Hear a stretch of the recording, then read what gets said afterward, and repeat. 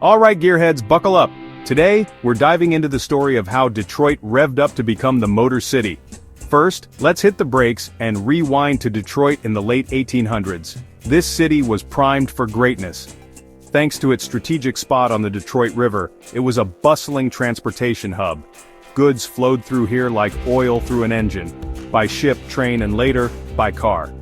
Plus, Detroit was already a manufacturing powerhouse, churning out products from ships to stoves. The city had the infrastructure and it was just waiting for the right spark.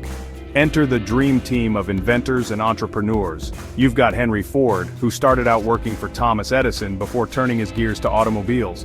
But Ford wasn't alone. Detroit was like a magnet for auto pioneers. Ransom Olds of Oldsmobile, David Buick, and the Dodge brothers.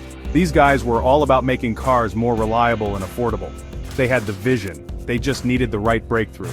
And that breakthrough? The moving assembly line. In 1913, Henry Ford introduced this game-changer at his Highland Park plant in Detroit. Before this, cars were handcrafted and insanely expensive. Ford's assembly line sliced the production time from 12 hours to just 90 minutes per car. That meant he could sell his Model T at a price ordinary folks could afford. Plus, he doubled his workers' wages to $5 a day in 1914. Not only could his workers buy the cars they built, but this move also turbocharged Detroit's booming middle class. By the roaring 20s and 30s, Detroit was the epicenter of the auto universe.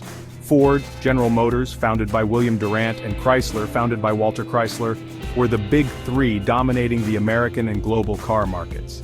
This boom attracted a huge network of suppliers, machine shops, and laborers, all flocking to Detroit for a slice of the action. Then came World War II, and Detroit shifted gears once more.